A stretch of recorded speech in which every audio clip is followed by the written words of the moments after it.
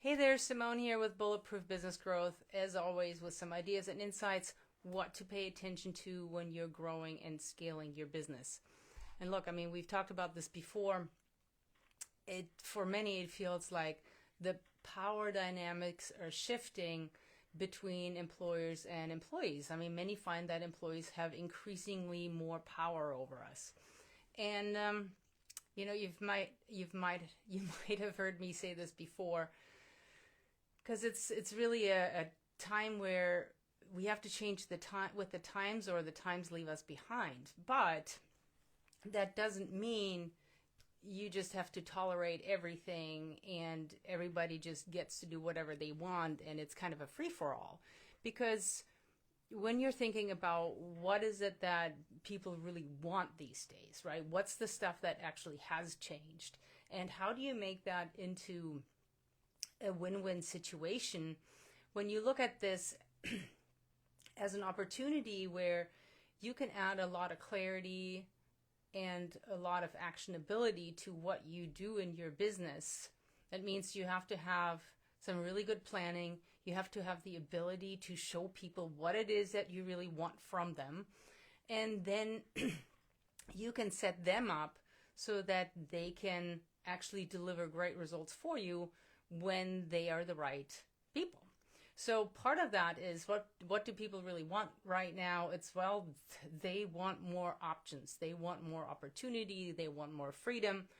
And a lot of the stuff that they want, like work from home, right? That's a big one. There's been some really big companies that we all know that have been trying to force people to go back to work in the office, and they have miserably failed because during the pandemic, which was really the kickoff for all of this, people discovered that it was much nicer not to have to commute to work.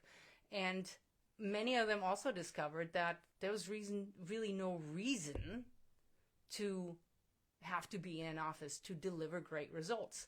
But this is the kicker, really, right?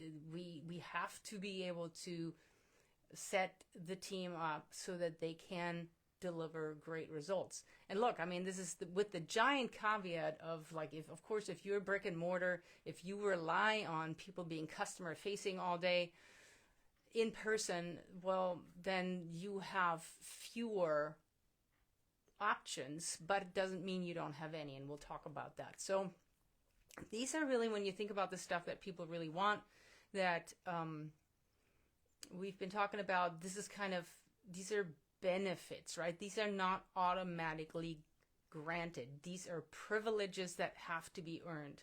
So this is kind of awesome because you can use this as a carrot when you're hiring, that you can show people, hey, if you're a great performer, this is what's possible. So this is what's possible if. And honestly, what we've been finding, the right people who have the right intentions, who would be a great team player for you, they will go, heck yeah, because they know they're going to bring it, they're going to perform, and they will be able to get there. Now, the wrong people will run for the hills at this because they don't want to be nailed down. They don't really want to have to perform. They want to just show up and do the minimum possible and kind of collect a paycheck. And of course, those people you cannot extend these privileges to because they will just abuse them and they will not do a good job for you. So think about, like, whatever your specific business is, what can you do to allow people more flexibility, more freedom, so that you can be more attractive when you're trying to hire, because hiring is everybody's biggest Achilles heel. So you want to be able to hire better, retain people longer, and have them do an amazing job for you this whole time. And you want to hire people with a growth mindset, who are learners, who want to get better and better and better. So that's the one thing that you have to think about. What can you do? And then when should you do this? Well, you should do this when it's something that you can easily give. And we'll talk about that in a minute. And the other part that we need to talk about is, what does it really mean when you have people who feel like, or who are irreplaceable to you? because there can be like a real pro and con to this. Because what I've heard from a lot of people is, I don't want to, when people aren't, when they're taking liberties and when they're not exactly performing to the standards or not exactly showing up in accordance to your policies, but they're overall great performers, well, you turn a blind eye. Well, you don't call them out on it. You tolerate, but then does that work? Right? So that's that whole idea of, you feel like you're backed in a corner and what can you do? So as we talked about, times really have changed, and that means employee expectations really have changed. So we need to all examine, where do we need to change? And the truth of the matter is, most business owners, most humans in general, don't really want to change. They're comfortable where they are. It's always been like that. They've always done it that way. So they don't really see, why should the burden be on me that I change? But the problem is, if you don't, there's a great cost to it at this point. Because that means, think about the number one complaint that everybody has. They can't hire the right people. They can't retain people, or people are absolutely only focused on money, and they run at the indication that somebody else may be paying more. So those are the biggest problems. So you have to ask yourself, the people that I want in my business, what is it that they really want that I can give, right? And that's, we've been talking about the back to the office move that's not been working, the resistance that's built for people. But here's the thing. During all these last few years, one thing that I've found is there are a lot of companies who did extremely well when nobody came into the office. So, because they figured out how to manage for performance and not for location. So what we're looking for is not butts and seats. What we're looking for is objectives. We're looking for objectives that are handled and that are delivered. Because what happens is, when you have exceptional employees, if you won't make the changes, they will leave because they'll get it somewhere else. If you have really loyal employees who have stuck with you through all these times of turmoil, and they've done an amazing job, and suddenly you're telling them they have to do something they haven't been having to do, they may lose commitment and engagement, and that means you lose performance, and eventually they will also leave.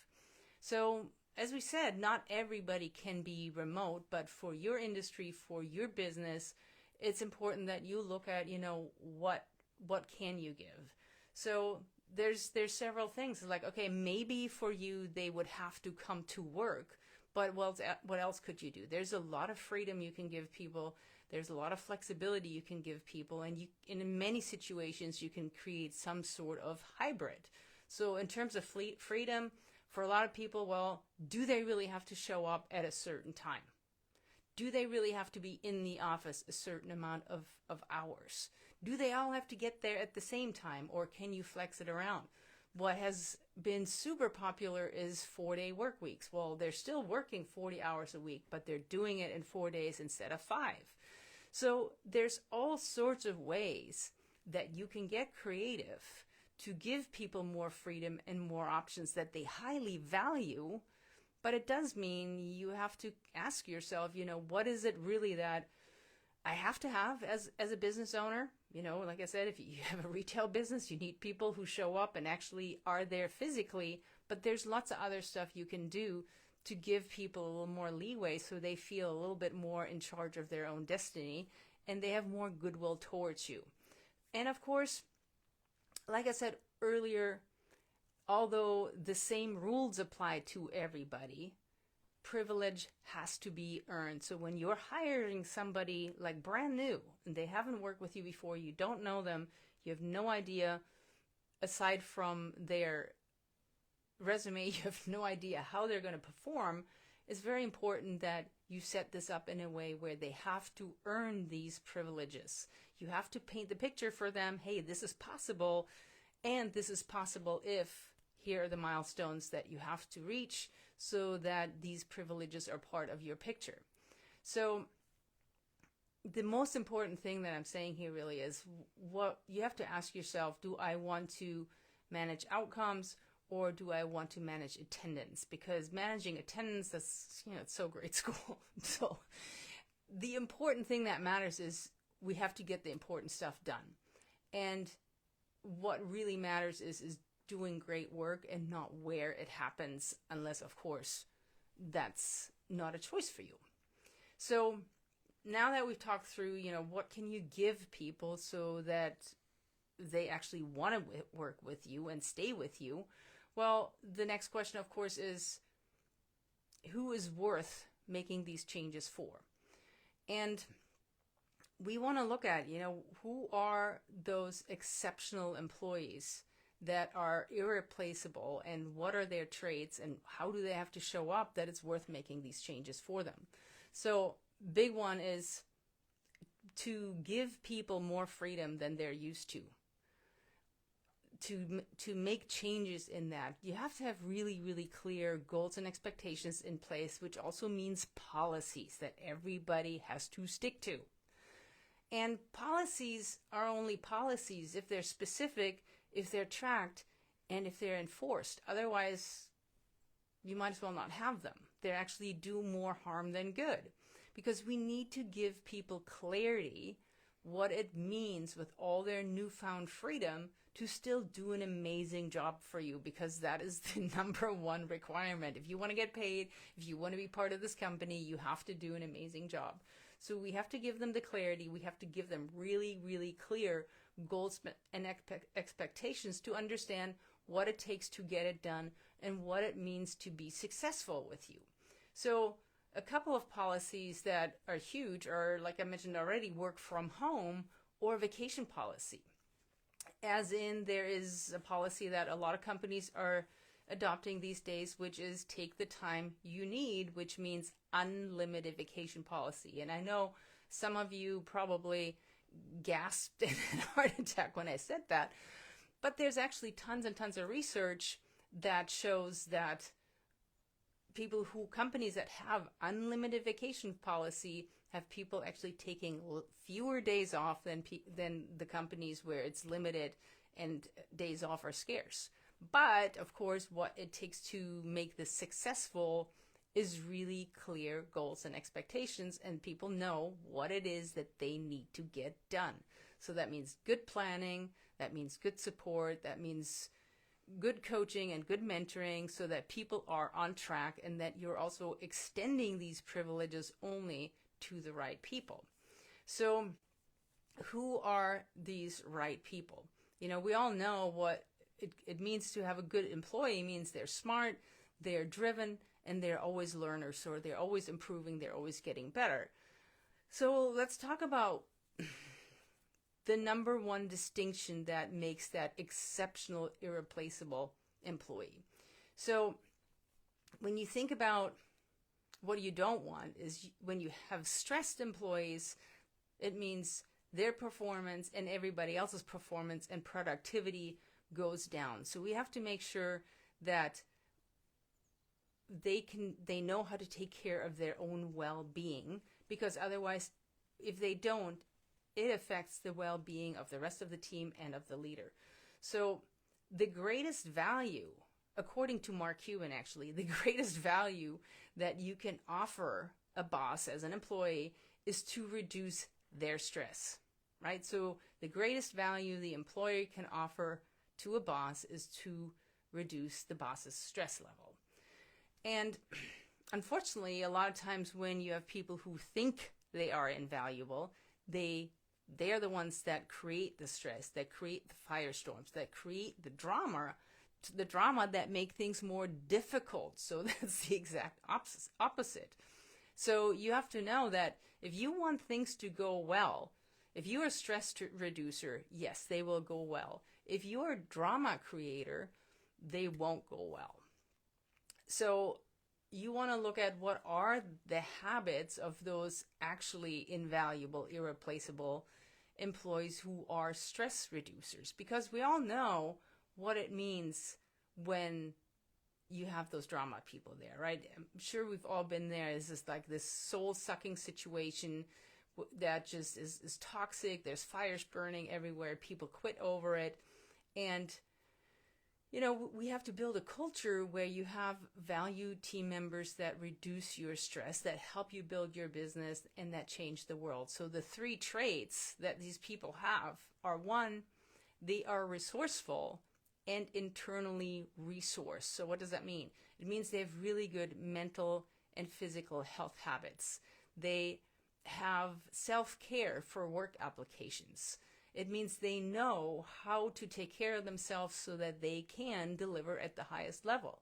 Like, one habit, for instance, is short, frequent breaks. When you look at power producers, they know how long they can really focus to be effective. It's not about grinding it out. It's not about putting in more time than you're effective. It's knowing what your time, your ideal time of focus is, and being extremely focused during that time, and then taking short breaks in between these blocks that enable you to reboot and focus again. So high producers, people who know how to take care of themselves, they know how to do this. For instance, 5-minute walking breaks helps people to up their energy, refocus, and take care of their mood.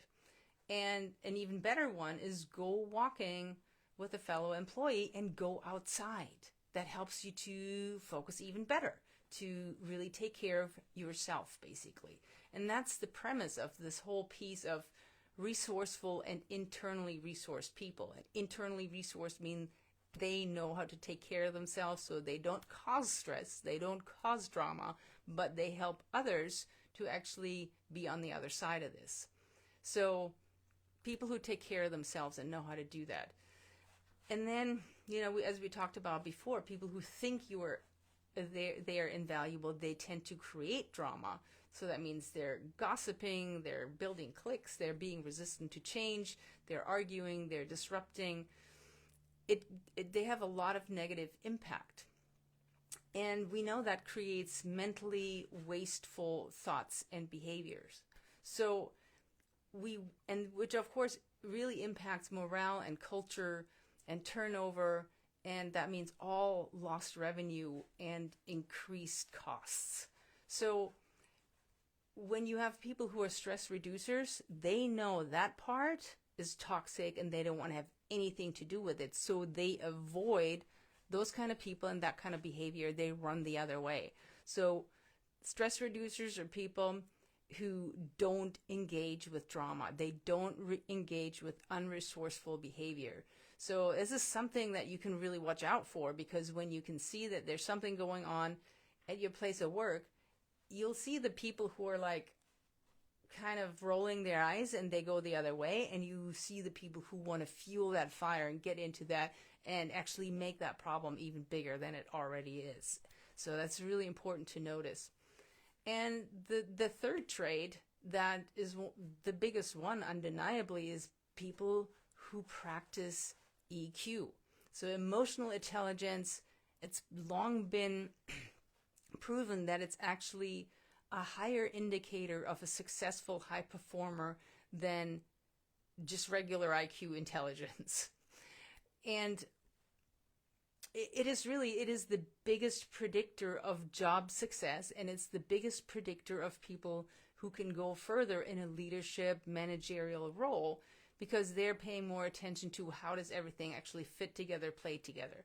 And the key tenets of somebody who's emotionally intelligent is resilience, having a resilient mind, because that means they can quickly recover from problems and challenges no matter what the situation.